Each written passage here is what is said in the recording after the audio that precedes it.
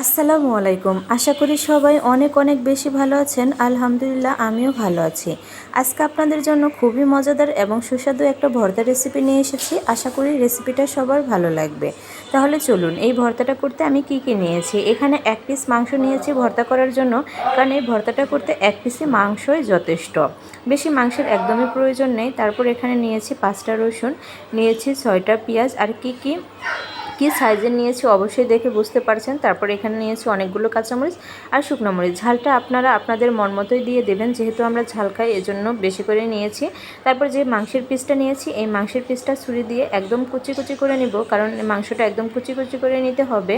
আপনারা চাইলে ব্লেন্ডারও ইউজ করতে পারেন বা শিলপাটায় বেটে নিতে পারেন, যার যেভাবে সুবিধা হয় ওইভাবে করে নেবেন, কারণ এই ভর্তাটা দেখা গেছে এভাবে কুচি কুচি করেই নিতে হবে। নলে দেখা যায় কি ভর্তাটা বাটার সময় আপনার কষ্ট হয়ে যাবে। দেখা যায় অনেক মানুষের বাসায় ব্লেন্ডার নেই, আর যাদের বাসায় ব্লেন্ডার নেই তাদের অবশ্যই শিলপাটায় বাটতে হয়। আর ভর্তা যেহেতু মজার একটা রেসিপি জিনিস, আর এই ভর্তাটা শিলপাটায় না বাটলে ভালোই লাগে না, দেখা যায় এইভাবে করলেই ভালো লাগে। এজন্য আমি ছুরি দিয়ে গ্রেট করে নিচ্ছি।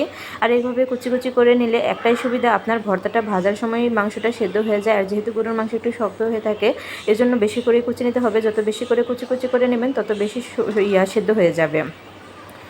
আর আস্ত মাংস সেদ্ধ হয় না, এটা সবাই জানেন। আস্ত মাংস সেদ্ধ হতে একটু সময় লাগে, আর কুচি কুচি মাংস সেদ্ধ হতে একটু কম সময় লাগে। দেখছেন মাশাআল্লাহ কি সুন্দর লাগছে গ্রেট করার পর। তারপর এখানে আমি যে উপকরণগুলো নিয়েছি সবগুলো ধুয়ে আমি কেটে বেছে নিয়েছি। দেখেন মাংস গ্রেট করে নেওয়া, যেটা কুচি করে নিয়েছি ওই মাংসটা নিয়েছি। তারপর যে কয়টা পেঁয়াজ নিয়েছিলাম ওই পেঁয়াজগুলো আমি গোল গোল করে কেটে নিয়েছি, কাঁচামরিচের বটা ছাড়িয়ে, রসুনের খোসা ছাড়িয়ে নিয়েছি। তারপর এখানে শুকনো মরিচ ধুয়ে নিয়েছি। সব কিছু পরিষ্কার করে আমার গুছিয়ে নেওয়া হয়ে গিয়েছে। তারপর লাস্টে যে একটা দেখাচ্ছি, এটা হলো জয়তুনের তেল। আর এই জয়তুনের তেল অল্প একটু দিলে দেখা যায় কি মাংসের টেস্ট বলতে ভর্তার ফ্লেভারটা বেশি ভালো হয়, আর টেস্টও বেড়ে যায়। এখানে আমি 1 চামচের মতো অলিভ অয়েল দিয়ে দিচ্ছি।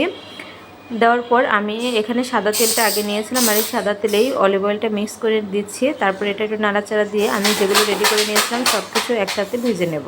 প্রথমে হাই হিটে আমি 5 মিনিট ভেজে নিয়েছি, যাতে যে পানিটা ছিল এই পানিটা শুকিয়ে যায়। তারপর এখানে আমি একদম মিডিয়াম আঁচে ভাজবো। যখন একটু লাল লাল হয়ে আসবে তখন আমি এখানে পানি দিয়ে দেব। এই ভর্তাটা আসলে যে বানিয়ে না খেয়েছেন তারা অবশ্যই বুঝবেন না যে এই ভর্তাটার টেস্টটা কতটা বেশি। আর তারপর এখানে লবণ দিয়ে দিচ্ছি। লবণ দিলে কি হয়, সেদ্ধটা একটু তাড়াতাড়ি হয়ে যায়, এজন্য লবণটা আগে দিয়ে দিচ্ছি। তারপর আবার একটু ভেজে নেব। খুব ধৈর্য সহকারে এই উপকরণগুলো ভাজতে হবে। একটু ধৈর্য না থাকলে আসলে চলে না, কারণ এটা একদম মিডিয়াম আঁচে ভাজতে হয়, অনেক সময় লাগে। তারপর এটা আস্তে আস্তে ভেজে নেব। সময় যতই লাগুক, মজার জিনিস খেতে একটু কষ্টই করতে হয়। আর মজার জিনিস হলে এরকম একটা সুন্দর একটা ভর্তা হলে দেখা যায় কি ভাত খেতে খুবই মজা লাগে। তারপর দেখেন এখানে পানিটাও শুকিয়ে আসছে। তারপর যে আর একটু পানি আছে, আমি এই পানিটা শুকানো পর্যন্ত আর একটু ভেজে নেব। ভেজে নিলেই আমার ভর্তার উপকরণটা রেডি হবে। তারপর শিলপাটায় বেটে নিলেই হয়ে যাবে। খুবই মজাদার এই ভর্তাটা, দেখেই দেখেন মাশাআল্লাহ খুব লোভনীয় লাগছে। মনে হচ্ছে এমনিই খাওয়া যাবে, একটু হাতে ডলা দিলেই হয়ে যাবে। কিন্তু শিলপাটায় ভর্তাটা করব, কারণ মিহিন করলে আরও বেশি মজা লাগবে।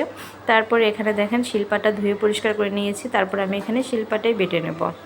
আসলে ভর্তার মজা শিলপাটাই করে খেলেই বেশি ভালো লাগে, ব্লেন্ডারের ভর্তা একদমই ভালো লাগে না। আর আমার বাসার কেউ তো ব্লেন্ডারের ভর্তা খেতেই চায় না, তাদের কাছে মনে হয় ব্লেন্ডারের ভর্তা কেমন জানি ঘিন্না ঘিন্না লাগে। আর মনে হয় না যে তাদের কাছে ভর্তা, বিশেষ করে আমার হাজব্যান্ড একদমই পছন্দ করে না, আর আমার তো ভালোই লাগে না। এজন্য আমি শিলপাটাই ভর্তাটা করে নেই যখনই ভর্তা খেতে মন চায়।